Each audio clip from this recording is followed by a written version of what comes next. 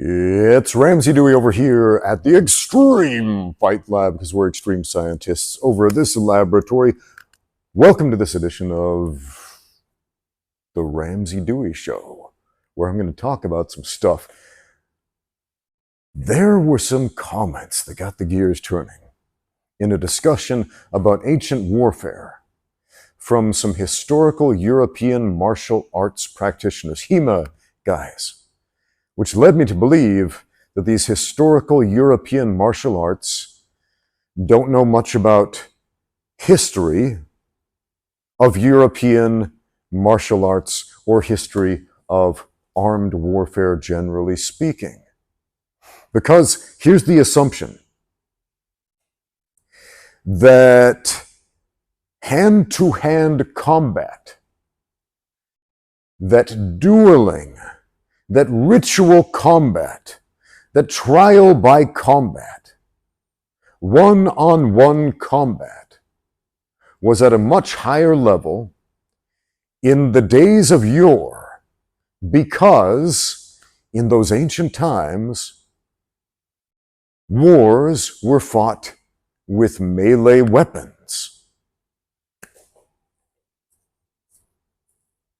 And this doesn't add up. This is a non sequitur, and I'll tell you why. Because the tactics of hand-to-hand combat, or even armed single combat, as in ritual combat, as in one-on-one, as in trial by combat, one guy fights another one guy, that's a radically different thing in every way than a group of people fighting another group of people. Here's how ancient warfare happened, almost without exception. Battle formations. Won battles. One side creates a superior battle formation and a superior battle plan. They go onto the field of battle. They make the other guys break formation, turn around, the other guys run, and when their backs are turned, group number one pokes them in the back with their pointy sticks, kills them, and wins the battle. That does not require anyone to be an excellent hand-to-hand combatant. That requires a good soldier to be able to follow orders in order to hold a formation and poke with a pointy stick.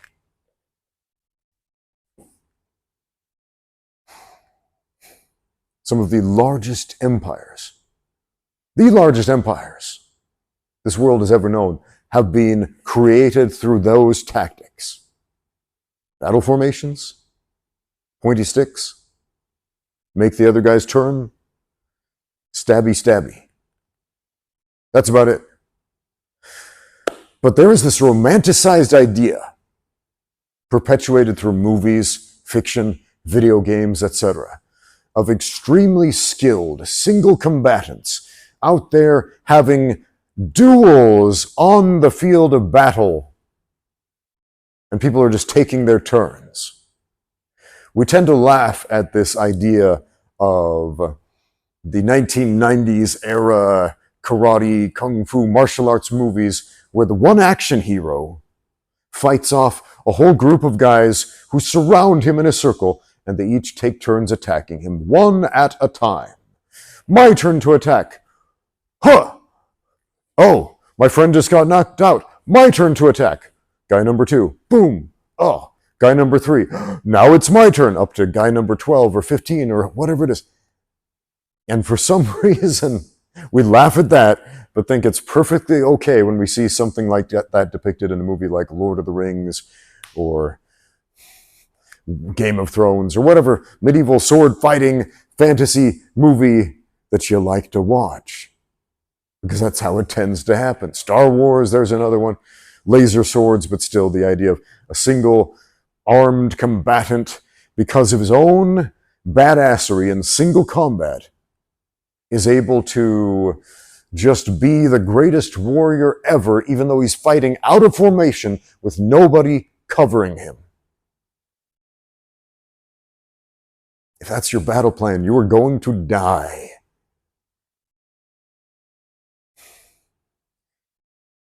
Even though the formations and the tactics are very different in modern warfare, The idea of the structure of your team supporting you is what wins battles. No single soldier goes out there by himself.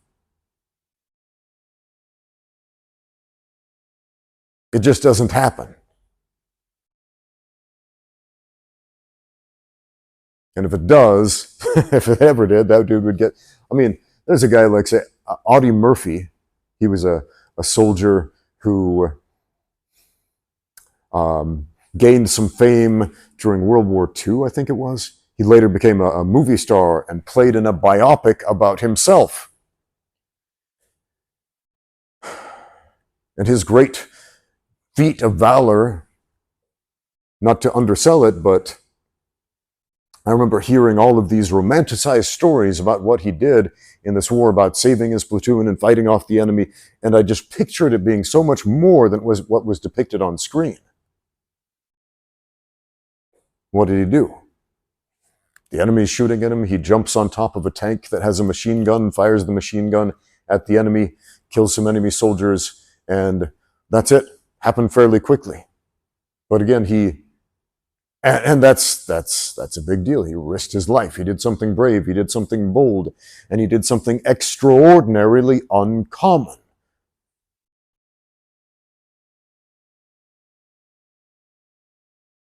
It is extraordinarily uncommon for one guy to take out like a whole platoon, even with modern weapons, even with a machine gun.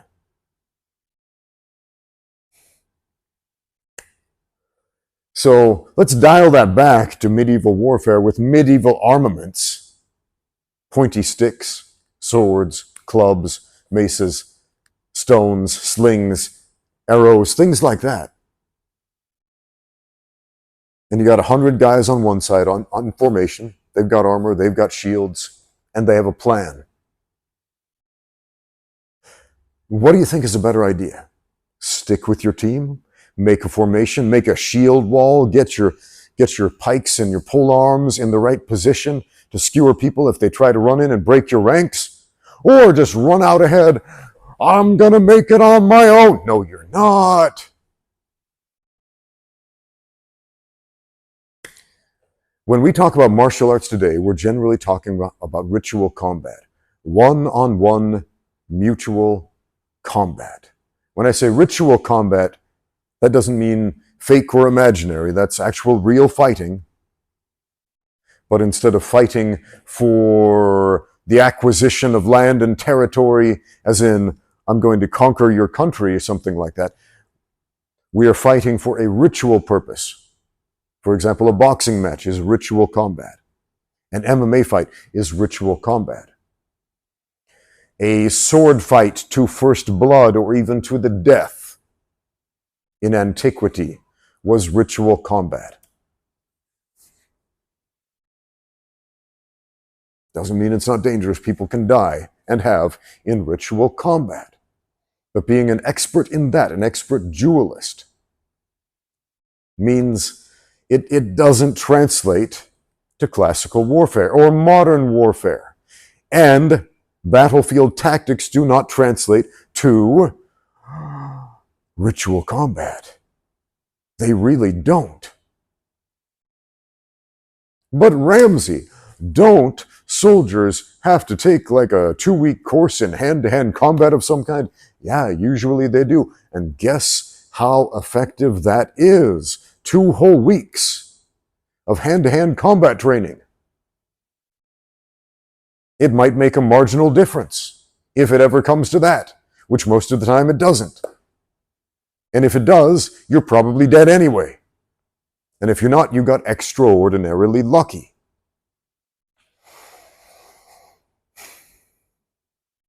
So the point is, I'm just kind of getting sick of hearing people type this comment in the comments on my videos, which I hear so many times. And maybe it's good that they type it because I guess engagement for the video and the YouTube robots think, oh, people are typing comments, recommend this to more people who will type the same comment. But let me try to persuade you to change your mind about this. Here in China, back in ancient times, there were a lot of wars, where eventually the Han ethnic group became the largest predominant ethnic group through this country by conquering the rest of it for the most part. How did they do that? Battle formations. Making the other guys break rank. Building a giant great wall between here and Mongolia.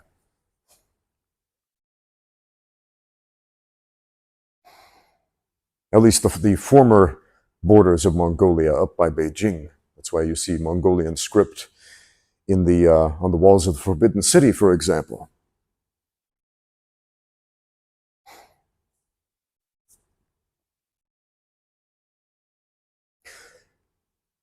But it wasn't because they were so good at Wing Chun, Yong Chun, or great at Hong Jia Chun, or praying mantis Kung Fu, or Tai Chi. After all, most of that stuff didn't even exist back then. In fact, if you look back 1,000 years in Chinese history, about the only martial art you will find that still exists today, Shuaijiao, Chinese folk wrestling. It's the jacketed wrestling, where the objective is remain on your feet and throw the other guy on the floor, onto his back. Where you could do what on a field of battle? Stab him, or have one of your buddies do it for you. And you get more points if you don't go down with him. Why? Because that matters on the field of battle when there are a bunch of people running around, because it's not ritual one-on-one combat.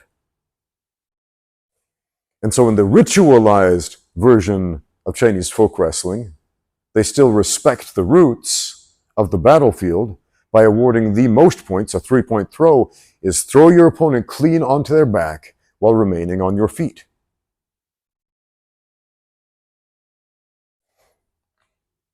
And the uniform comes from that era.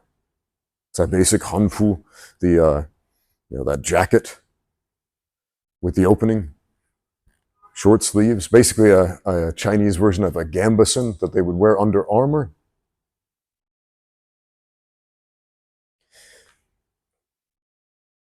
You could still get those grips back in the day, same way you could today, although wearing armor over it definitely changed it. If you look at Mongolian wrestling, for example, very similar rules to Chinese Shuaijiao, but in book Mongolian wrestling, they wear a leather harness. And the grips on that are a little bit different. And if you're not familiar with gripping that leather harness, it's going to be a little bit off. It's not the same as grabbing fabric. And if you put some chainmail over that, the Mongolians wore chainmail. The Chinese had different types of armor, but yeah, the Mongolians had chainmail, and they wore like leather and plates and stuff over that sometimes. It's a whole different grappling game. But the point is that that was the exception and not the norm. Because if I tie up with a guy on the field of battle, and that side has not broken their formation, and you've broken your formation to engage in one-on-one combat with one of those guys, you're already dead.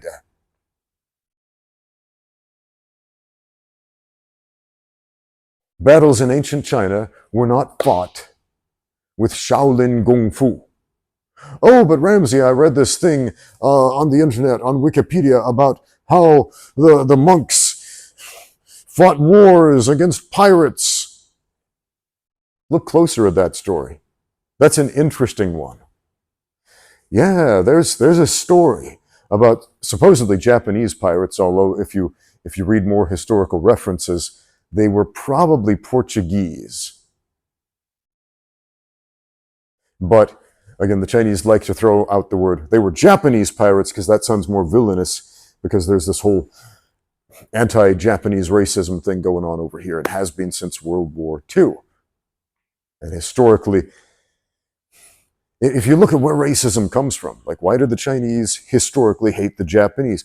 Because the Japanese attacked during World War II and did some horrible things over here in China to the Chinese people, and they still are mad about it, the older generation anyway.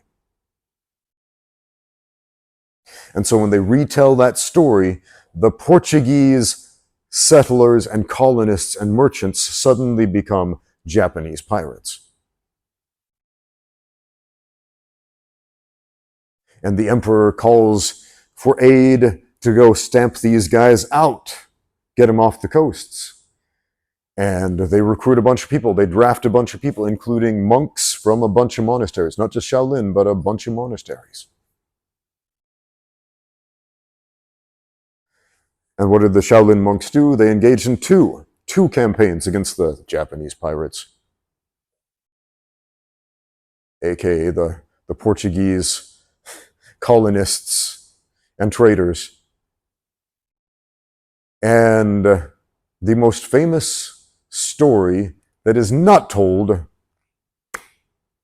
and the reason that the Shaolin monks became famous for their brutality, is because of one particular monk who bashed a woman's head in with an iron stick.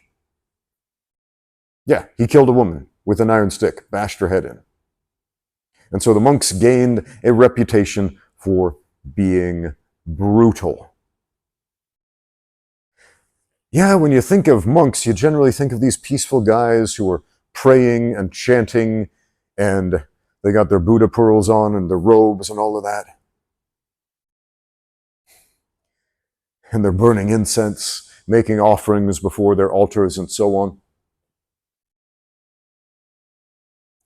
And I just went to the Wudang temple, the Wudangzhou temple in Inner Mongolia. That was interesting because that's a Tibetan style temple, a Tibetan Buddhist temple built in Inner Mongolia. And so we have this very Western, at least from the Western extremity of China, tradition brought to northern China, the northern extremity of China. And it's way different than any other Buddhist temple that I've visited in China. I've visited many of them. Like, name a tall mountain in China with a temple on top and monks up there.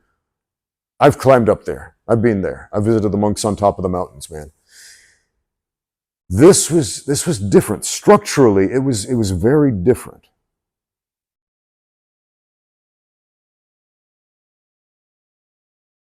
And I'd like to make a whole video on this because I wasn't looking for parallels with other religions, but I saw them. I saw them specifically with the Temple of Solomon and the ancient Hebrew tabernacle described in the Old Testament, in the Torah. So you've got like essentially 3 levels, and then in the innermost courtyard there's a building, and in that building there is a shrine, and it is shockingly similar on the inside to what is described in the holy place and the Holy of Holies in the Temple of Solomon. Again, there's an altar, and similar to that altar, in the Old Testament temple, there was they had the Ark of the Covenant, and the Ark of the Covenant is described as being this work of wood layered in gold, and it had seraphim on either side with their wings extended. And in the modern world, this is often depicted with these classical European style angels. But if you look up that word seraphim, now we're straying pretty far from this, but I think this is very interesting. If you look up that word seraphim, what it means, what it actually means in the original Hebrew, in the original context of the Torah, seraph is a serpent. Not a glowing dude with wings, it's a serpent, specifically a flying serpent.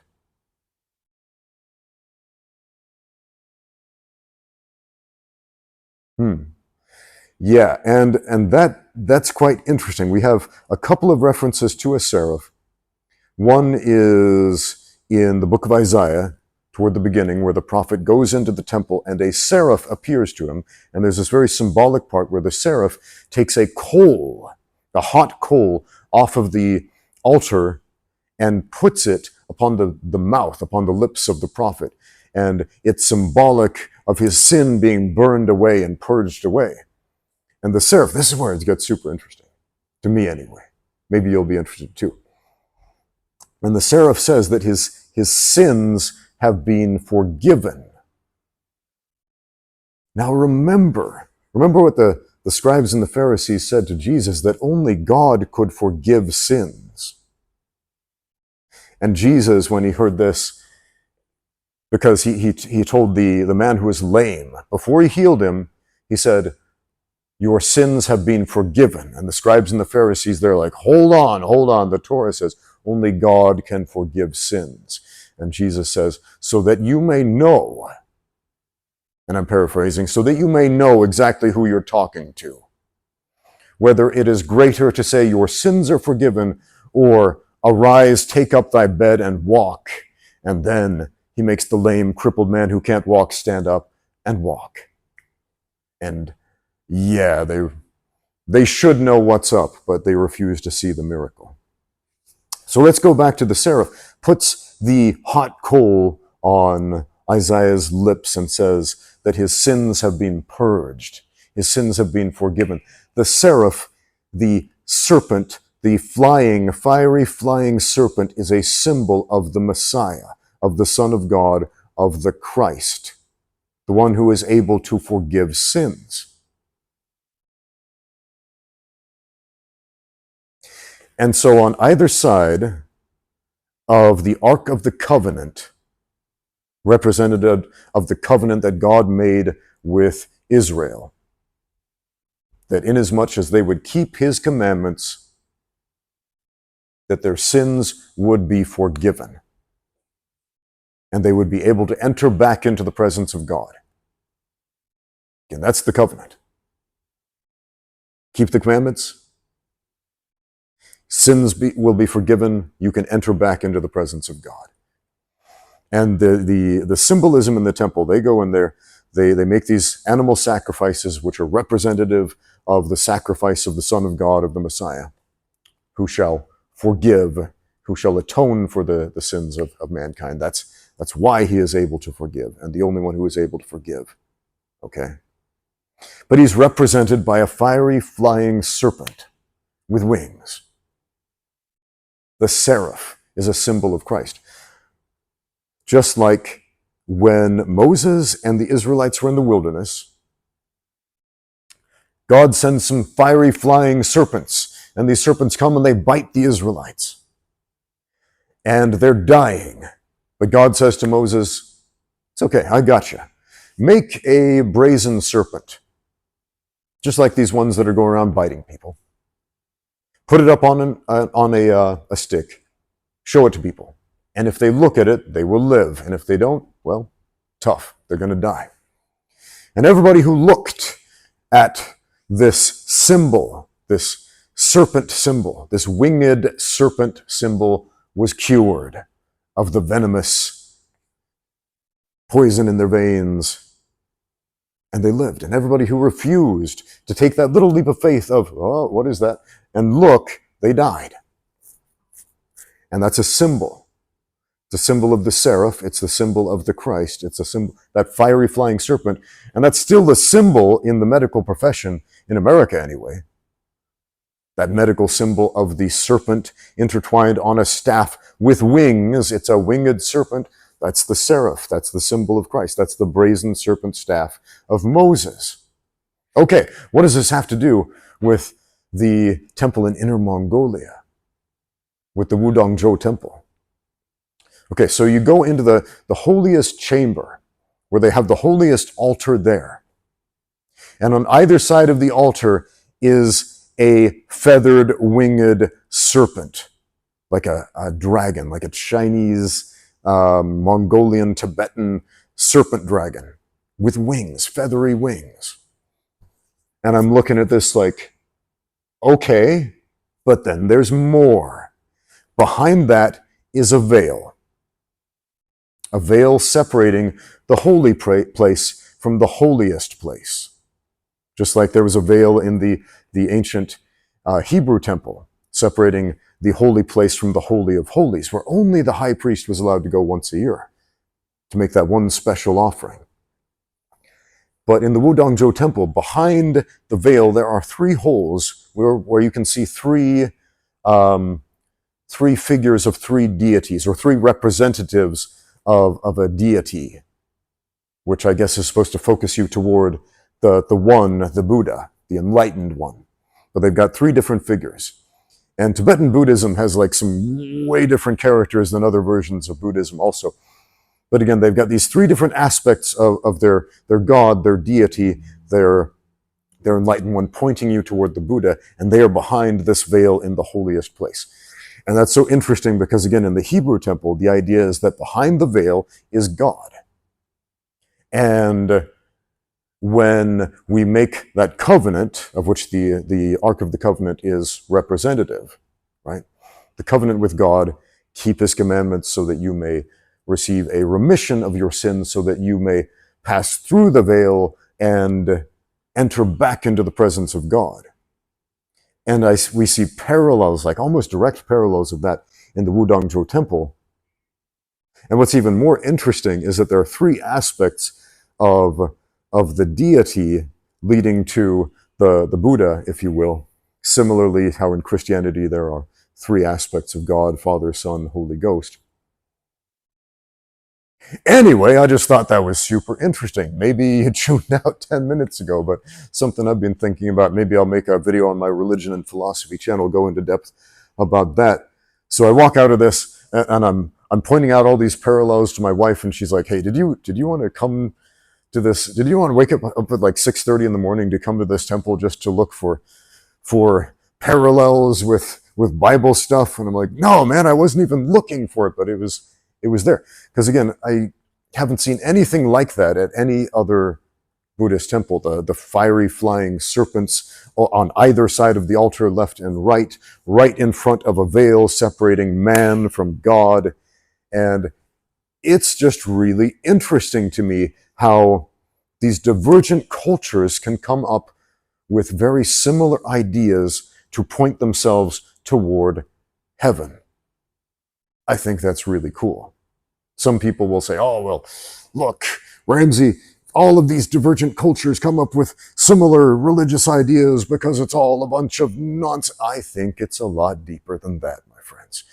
When everybody across cultures comes up with similar or the same ideas, there's something to that. Think about the idea of a dragon. Every culture on this planet has come up with a dragon myth. Every last one of us have come up with a dragon myth. Historically, we've got these ideas of these winged, flying, powerful, magical serpents. Sometimes they're good, sometimes they're evil. And man, go back to the first book of the Bible, of the Torah in Genesis, where Satan is represented as a serpent, and he beguiles Eve, and he talks to her, and he presents himself as if he were the Son of God.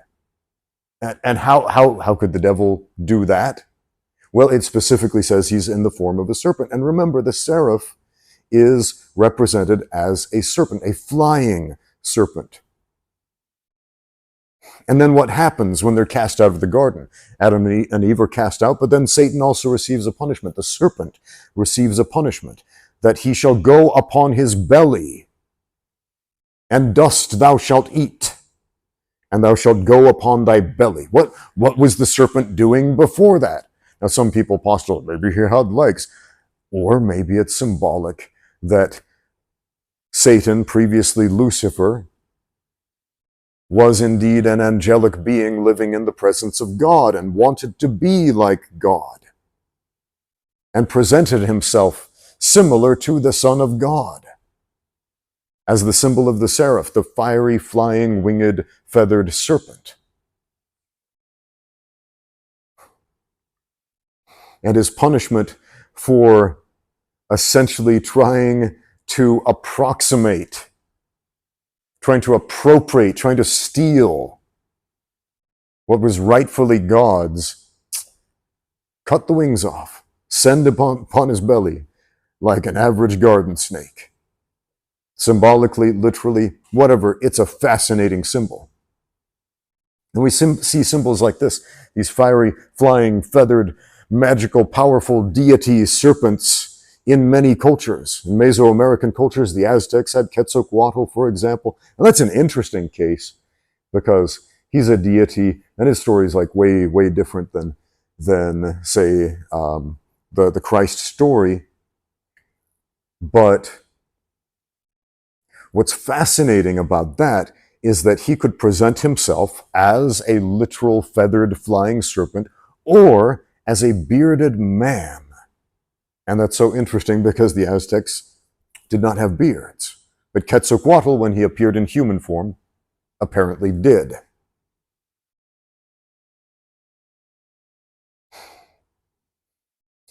And then if you go to Japanese dragon myths, these are interesting, and this is where it gets way different than Chinese dragon myths.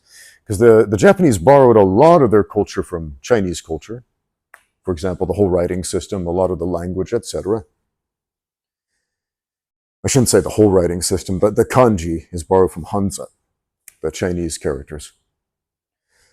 But the dragon myth is different because just like the Aztec dragon myth, the Quetzalcoatl, fiery flying serpent, dragon, whatever you want to call it, their dragons could also transform from flying serpent form to human form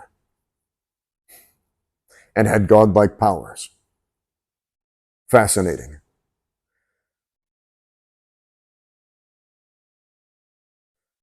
What does it mean to you when cultures across the world come up with similar ideas or the same ideas across the board without ever contacting each other, as far as we know? Then again, the more we find out about archaeology, the more interesting it starts to get. If you look at, say, the ancient copper mines, the ancient pre-Columbian American copper mines in Minnesota, in the northeastern US, in that area, there was a massive copper industry in North America before Columbus came. They were involved in metallurgy. They were making all kinds of alloys. The Milwaukee Public Museum, for example, has this fascinating collection. You can view it online of copper, bronze, all kinds of tools, arrowheads, swords, knives, scimitars, curved blades, like armor plates, head plates, shields, all kinds of stuff that for the longest time people thought was atypical or completely absent from North American indigenous peoples. And you can look at that stuff online today, but what's even more interesting about that is that they can now trace that copper across the world because apparently they were exporting it. They were exporting it as far as China, Africa, and other continents. You can find North American pre-Columbian copper on the opposite side of the world. Crazy, right? Or is it? It should tell us something, that our idea of the past, our romanticized, fictional version, reconstructed version of the past, is just that, romanticized, fictionalized, and highly embellished. And for the most part, we have a ton of missing information. We have more missing information, more questions than answers.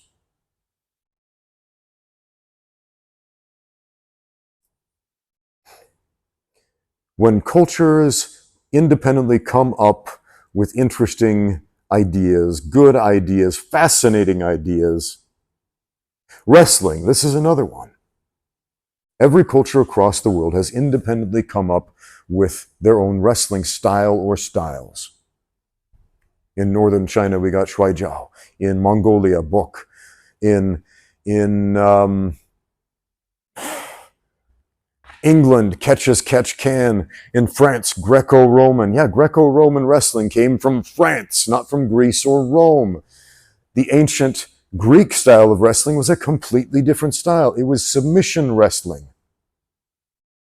Submission wrestling with very few rules, especially positional rules. In Greco-Roman wrestling, you can only attack the upper body. The objective is to throw and pin your opponent on their back. Start from standing, pin them on the back, only attack the upper body, don't attack the legs, and then a few rules about scoring, etc.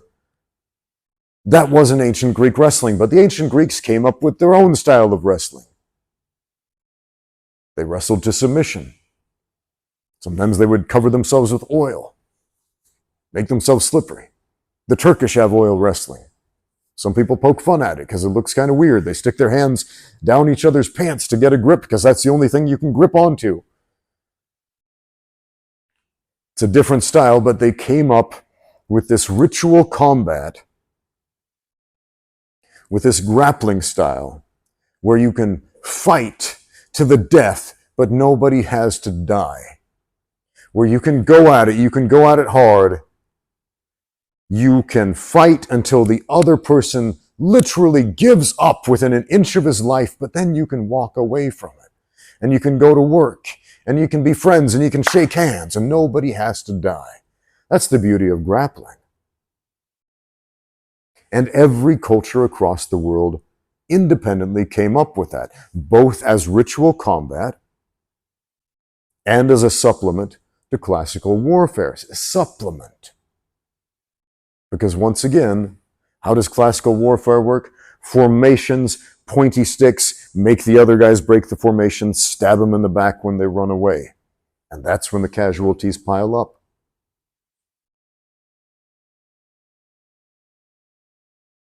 And wrestling was about the last thing you wanted to do.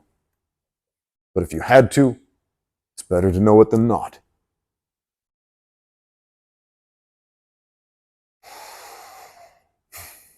So,